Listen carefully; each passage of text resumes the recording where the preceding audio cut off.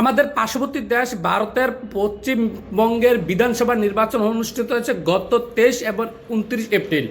দুই ধাপে এই রাজ্যের নির্বাচন অনুষ্ঠিত হয়। এটা কিন্তু আমাদের খুব পার্শ্ববর্তী দেশের পার্শ্ববর্তী এলাকা। আমাদের অধিকাংশ বর্ডার এই পশ্চিমবঙ্গের সাথে।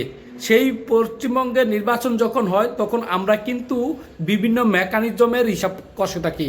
তবে আমাদের হিসাবটা আমরা একটু দূরে রাখলাম। তার আগে বলি, যারা আমার পেজে নতুন তারা একটু আমার পেজটাকে ফলো করেন। বিভিন্ন রাজ্যের বিভিন্ন রাষ্ট্রের এবং ইরান যুদ্ধের আপডেট পেতে হলে আমাকে ফলো করে রাখুন আর আমার ইউটিউব চ্যানেলটাকে সাবস্ক্রাইব করুন। এবার আছি যে বিষয়টা নিয়ে কথা বলবো, সেই বিষয়টা নিয়ে বিধানসভার ফলাফল আজ ঘোষণা করা হবে। পশ্চিমবঙ্গের বিধানসভার ফলাফল আজ ঘোষণা করবে।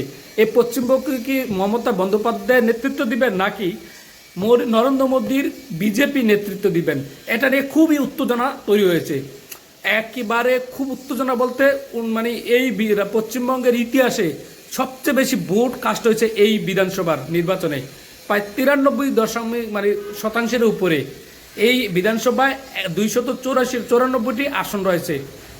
তার ভিতরে আপনার 293টি আসনের ভোট গণনা করা হবে। একটি আসন স্থগিত রাখা হয়েছে বিভিন্ন হামলার কারণে। তবে আজকের এই যে ভোট গণনা করা হবে, সর্বোচ্চ 4 থেকে 5 ঘন্টা লাগবে ভোট গণনা করতে। তারা দুই সিস্টেমে ভোট গণনা করবেন, একটা হলো ইভিএম আর একটা হলো পোস্টাল ব্যালট। এই দুইটা সিস্টেমে তারা ভোটটা গণনা করা হবে। ধারণা করছে এই নির্বাচন নিয়ে পশ্চিমবঙ্গে খুবই উত্তেজনা বিরাজ করছে। নরেন্দ্র মোদীর যে বিজেপি ভারতীয় জনতা পার্টি আছে, তারা চাচ্ছে তাদের এই আসনটা তারা দখল করে নিতে, এই পশ্চিমবঙ্গ তাদের নিয়ন্ত্রণ নিতে। অন্যদিকে এই আসনের হর্তাকর্তা যাকে সবাই চেনে, মমতা বন্দ্যোপাধ্যায়, তৃণমূল কংগ্রেস, তারাও চাচ্ছে যে এটা তার যে ধারাবাহিক বিজয়, তার সেই বিজয় তারা ধারাবাহিকভাবে রাখতে। এখন দেখা যাক আজ কিছুক্ষণ পরে তাদের যে ভোটের রেজাল্ট কী হয়।